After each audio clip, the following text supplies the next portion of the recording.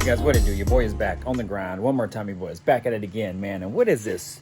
2 videos in a row filmed in like a 7-day span? Man, I'm on it now. I'm on it. But might be short-lived, you guys. I'm just trying to just get footage here where I can. But I won't hold you too long here. I thought I would just film me doing some work here. And actually, this is a simple upgrade that I do on all of my cars without paying a whole lot of money for it. And so we're going to be working here today on this back portion here and the wiring harness for the tail lights here. So I do a really simple upgrade, and I've done several videos in regards to this, but since I have new subscribers, I was like, you know what, let me just do it again. So I have some LED bulbs that I just get straight off Amazon, and I like these. If you guys can kind of see these, it's upside down, but on the ends here, they have the projector lens. I like those because they seem to be a little bit brighter for me. And then what I also do is I get color match bulbs. So whatever color the lens is, I get that color bulb because that will just enhance the overall lighting and the color coming out of the lens, if that makes sense, versus having a white bulb against a red lens. I never really liked that. So anyways, let me flip this camera around, show you guys what's up. If you're new to the channel, definitely think about subscribing now, hit the notification bell, all that good stuff. Y'all Instagram between 3 in the building. All right, you guys, so the lights are here. Well, the lenses, I should say. And those are already go. I'm just gonna wipe those down and then get ready to install those. And then all the wiring is down, tucked in there. You see with these new bumper fillers, they have these slots for the harnesses to go through. So all the lights are just hanging right down here. So I'll set the camera up and go ahead and change them here in a moment. But very simple, easy to do. What I like to do too is I use some dielectric grease, which I think is right here. Yep. And then I put those on the bulb so that way it just makes the connection of them overall better. They do come with them inside here from the factory, but they look like pasty and like a gray paste. It's just old. So I usually try to scoop some of that out if I can. It doesn't hurt to leave it in there actually, but I try to at least get it off the contacts of it, and then I dielectric grease the bulbs going in, and then we're good to go. So what I like to do is get those installed, and then get this cleaned up and installed, and then hook those up. And then as a bonus, I would love to get my bumper put on today. One-man job today, but I have it all taped up on the edges, you see there, so that's already good to go, taped up. And then what I'll probably do too is I'll probably put a sheet and like lay a sheet over here too as well, just to kind of keep it double covered so that way I don't scratch anything. But fairly simple. I took it off by myself. I put it on by myself before too, but we'll kind of just see how it all goes. But yeah, it's coming along. You guys coming along. Again, the rear end is all in. I repainted the drums here, so those are all painted. I cleaned all of this here, so now I'm gonna spray paint it at some point, so that way it just looks a lot cleaner. I could take all this off, but again, less is more. I'm not trying to go super all in on this build right now, you guys. I'm gonna drive this thing, and I don't want to go again too overboard on the car. It's already clean as is. I just want to make it look a little cleaner. Oh, all my trim is actually done too, so I got to pick that up. Then I'm going to take the car back to my buddy Chris so he can actually buff it one more time, and then he's going to put all my trim on, and then at that point I'll take it back. And then when I get it back, then I'll start the front suspension, which is actually in that big box right there. So anyways, you guys, let me go ahead and get some of this done, and then I'll chime back in here in a little bit. All right, you guys, so tight quarters in here, as always. But we gonna make it happen. So, all right, so hopefully you guys can see tight quarters in here. I know the angles aren't best, but this is pretty straightforward. Now, some of these are polarity specific, so you have to put them on the correct side. Otherwise, they won't work. It's kind of like a positive and negative. It won't work otherwise. So we are going to attack that. But again, this is a dielectric grease that I use.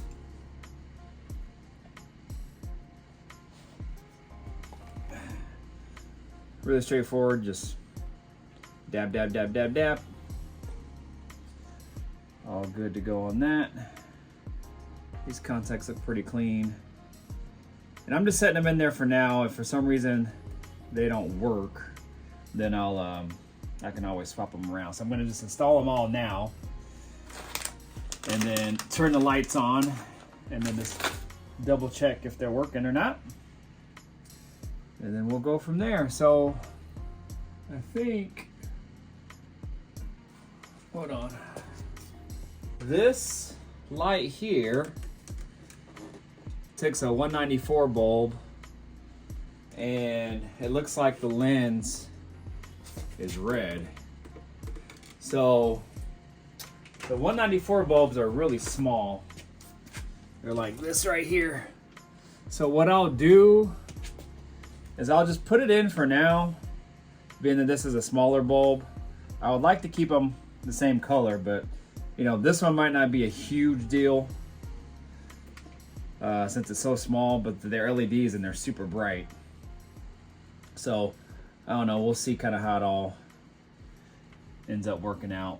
Now you see, like, these have two prongs. This is an 1157 bulb, and that means it's a parking light and a brake light, or a turn signal. So it has two different functions. So with that one, I got red. Off my reverse lights.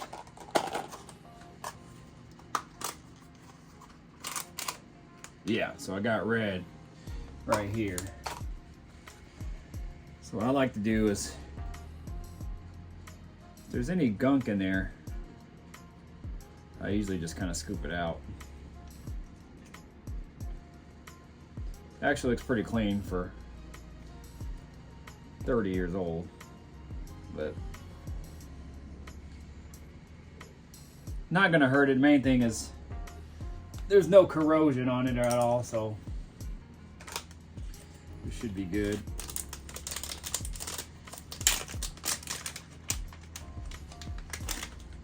So then the bulb looks like this. You guys can see here, it's a projector lens with two contacts on the back there.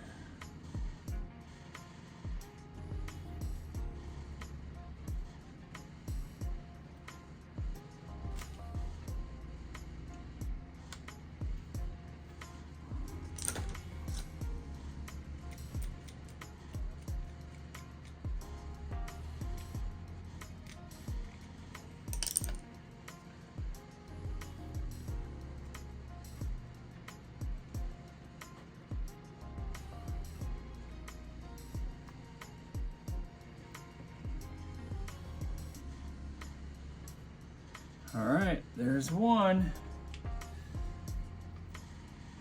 Let's see. This bulb's broke. Well, it's coming out the housing at least. So you see that gunk on there? Now, I think they put that in there from the factory, which is a good thing. It'll make sure there's no corrosion or anything if water gets in there or something, but condensation shouldn't really get inside of there. But I usually kind of like to clean it out a little bit.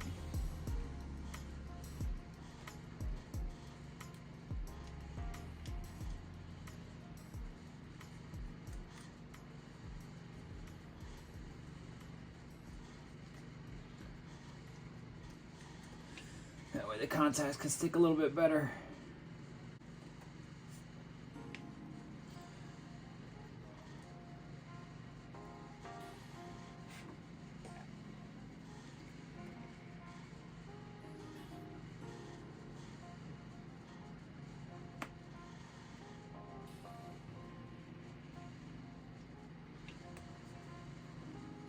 Now this one here should only have one. I know it's hard to tell because of all that gunk on there, but that should just be the one. Now this is the reverse light.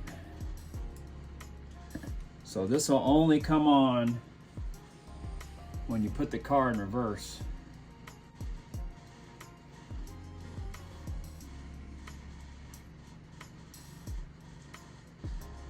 All right, you guys, so I'm gonna turn these on just to kind of make sure they're right, and then I'll install the lenses and everything, and then I'll probably just cut the video. I'll work on this side, and then we'll come back on when everything's back on.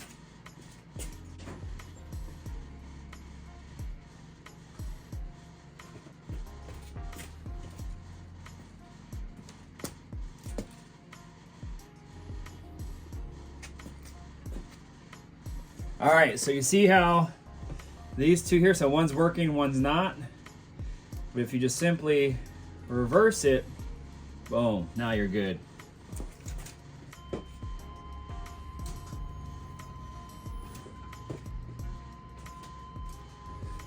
All right, just put it in reverse. So now this light is on now.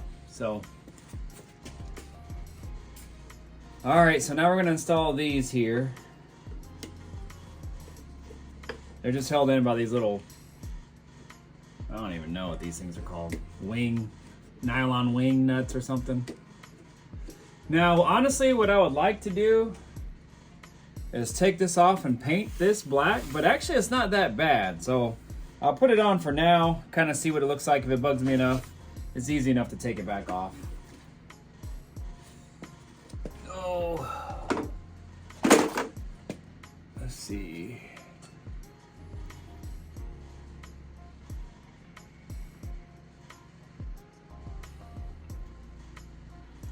Oh, that's the wrong side.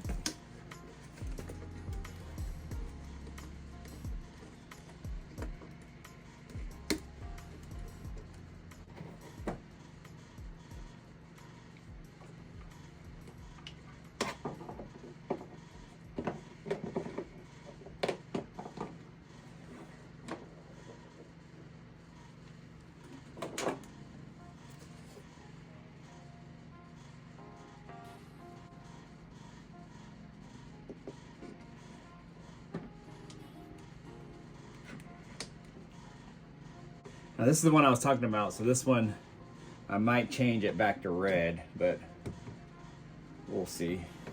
I'm also trying to be really careful here so I don't scratch my bumper filler.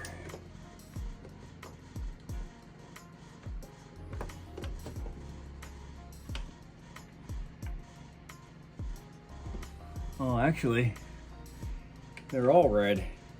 Well, we'll see what white looks like.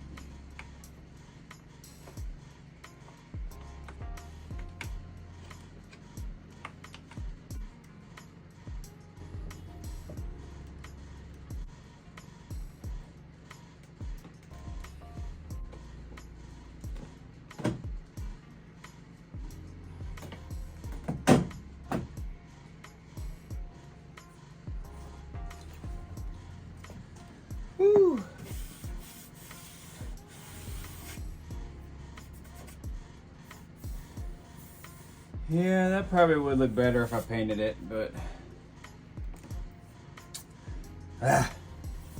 it's not bad. I'll see what it looks like for now.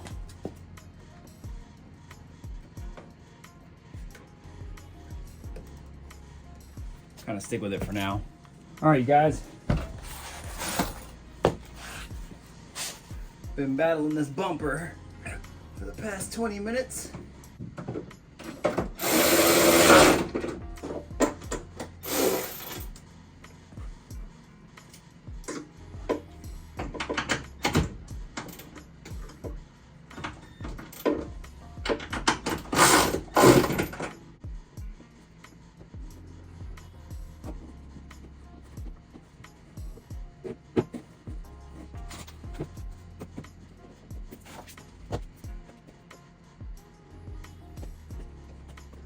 All right, y'all, I'm gonna get you off camera here. I'm trying to adjust this, see if I can make this happen. All right, y'all, good timing. The little guy's waking up. I've been out here battling with this damn bumper, and now it's on. Not without a fight, though, man, and not without a couple casualties. So I nicked it right here, and I even had tape on it. I had the sheet covering it. I should have laid down a piece of tape here, but I was really scared to put any tape on this just because it's flexible, and I didn't really know how good the paint was actually stuck onto that. If I stuck tape on it and peeled it off, I just didn't want to risk peeling it off. So I should have stuck a thicker blanket in between, but I didn't want to go too thick because I didn't want to not be able to pull it out once I had the bumper on. But anyways, it is what it is. Luckily, you can't see it. So there's a little nick here.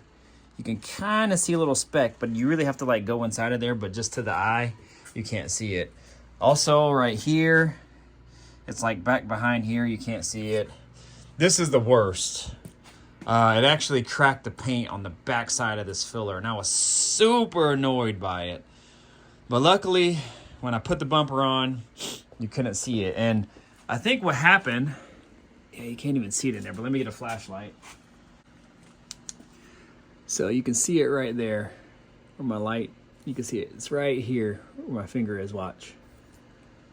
See it there? And the paint is cracked back here. So I think what happened was this bumper filler actually goes straight and then it kind of curves outward to kind of butt up against the inside of this bumper. And I think what happened was I didn't adjust the bumper at all. I took it off how it was on, and thinking that it would nobody messed with it or anything. That's how it came from the factory. It just went on.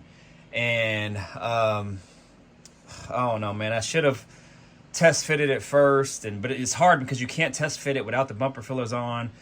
I probably should have put it on with my wife, but I was just thinking that it would go right on with little to no problems because I didn't change any adjustments on the mounting point. So basically you can slide this bumper this way to get it to line up properly. So now you can see it's pretty good. It goes almost to the end of my fingernail and back here. Again, almost to the end of my fingernail. So it's pretty dead on now. When I took it off, I put it back on and it went on way smoother. But I think what happened was because this bumper was too far this way a little bit, it was sitting really close to the edge here. Luckily, I didn't scratch it even more, the bumper filler. And then when I went to tighten it down, it was too close, and then it actually curved the bumper filler in even more and ended up cracking it. So, well, it didn't crack the filler, just cracked the paint. So I'm hoping that paint will stick good enough where it'll just stay, and then eventually over time it won't flake from the back and then flake and keep flaking and then eventually show. But if it stays like it is, I'm okay. But I was so annoyed by it, man. That's why you can't trust anybody, man. This car was probably apart at some point, and then they probably knocked it out of adjustment and didn't put it back like it was. And being that they had the old fillers on there, they didn't really care. And so I'm just so annoyed. Even though you can't see it, it still sucks. And luckily with cars, I've been pretty good. Like if I make a mistake or put a scratch on it or something, it's been pretty much out of sight, let's just say that. So, but I was lucky, man. So I just left it on. I didn't take it back off, but you can see how when I went to adjust it, now it's good because this was actually over too far over here. So like I said, the bumper was this way. And so that's why I got a nick here, because the curve was sitting right on top of that. This side was no problem, but I think once I kind of let the bumper like settle back, it went down too far, then it nicked here. So anyways, long story short, it's on. And luckily you can't see anything, but I was just super annoyed, man. These are freaking brand new, and I just, super annoyed. But anyways, let's go ahead and turn this light on. There we go.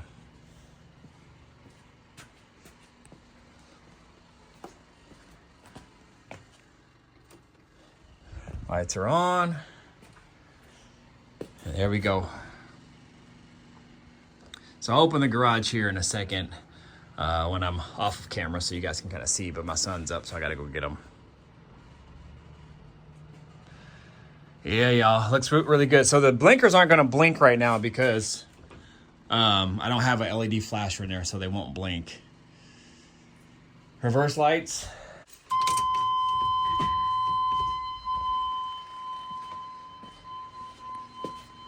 There we go, reverse light, super bright. Super bright. And the brake lights work too. Ooh. Just watch the back of the, there you go.